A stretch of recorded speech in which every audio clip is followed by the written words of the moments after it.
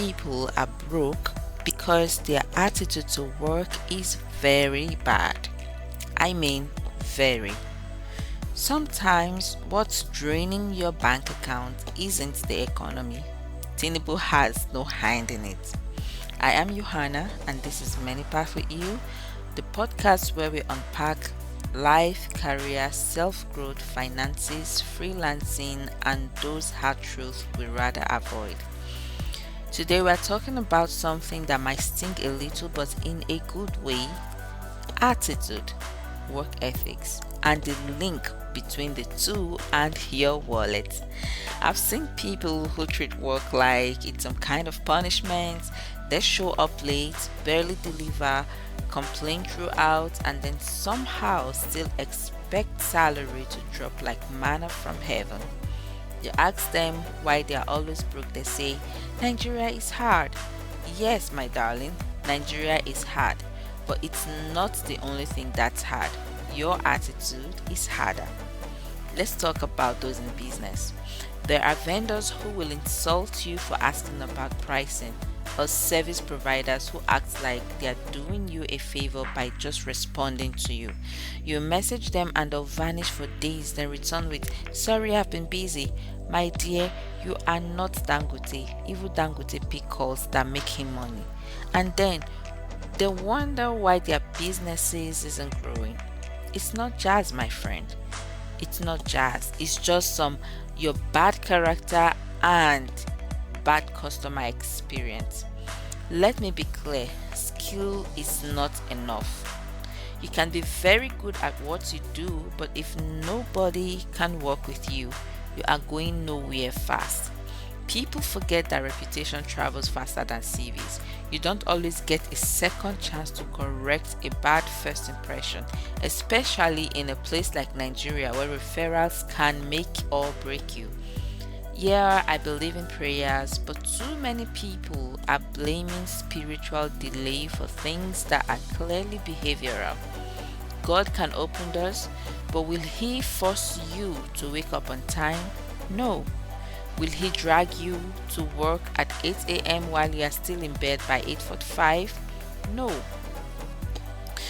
Sometimes the deliverance you need is from laziness or pride or the refusal to learn.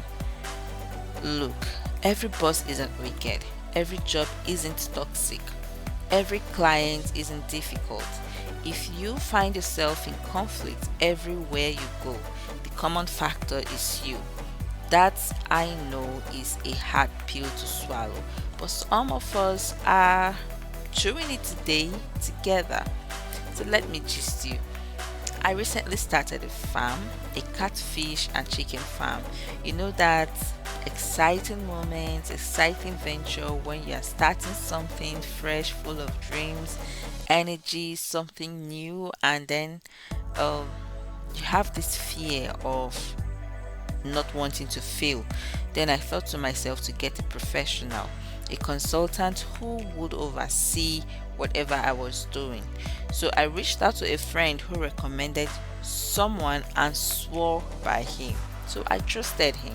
The first thing I needed from this professional were good viable fingerlings. That was the starting point.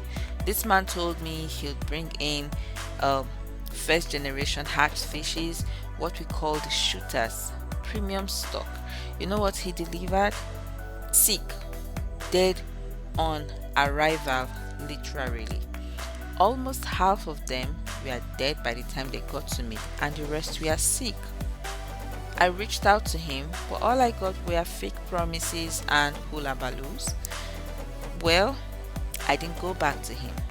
You know what even made it worse? He got me expired rebranded feed that killed more of the fishes. Did I go back to him? No. Did I continue with the business? Yes. Did he lose? Yes. And guess what? This same person will blame God or blame Nigeria or look for somebody to blame or say things like things are hard. But sir, is it not your own hand that is doing you? Because how will you prosper when you are killing people's hustle with dishonesty? How will God bless a business built on deceit? It's not just that this scenario of this consultant, so we see it everywhere. The man who hisses at his customer because they ask the question, the tailor who disappears the week before the wedding, the person who gets offended because someone asked how much but didn't buy at that instant, the artisan who never picks his calls or responds to messages or keep to appointments, the staff who clock in late and act like the job is some charity, and you, that online vendor who posts the product but won't post the price and then have an attitude when people are asking. Let's be honest, how do you expect your hustle to grow when you are actively making it hard for people to support you? Some people are convinced they are cursed. Meanwhile, what they really need is to curse that bad character and cast out laziness. There are people walking around with so much potentials, but their attitude is like pepper in the eye. No one wants to deal with them twice. Yes, talent is great, but without discipline, humility, and a good work ethics, you are just a walking red flag.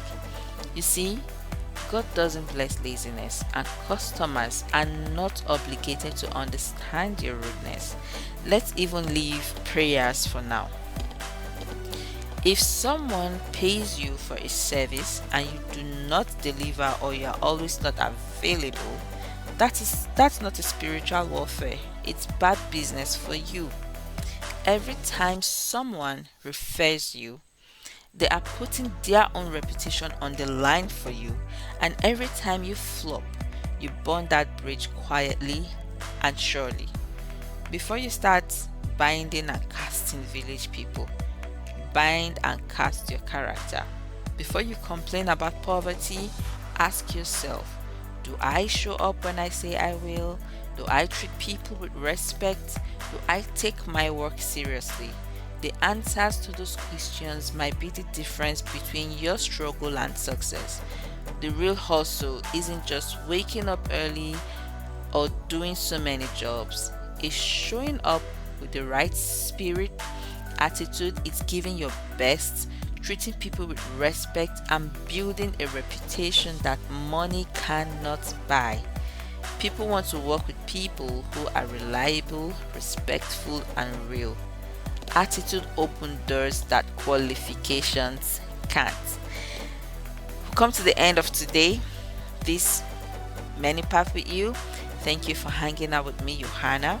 If this episode made you think, made you laugh, or you feel like you relate to it, yet give me a like and comment, share it with someone who needs it. Until next time, signing off and out, Johanna.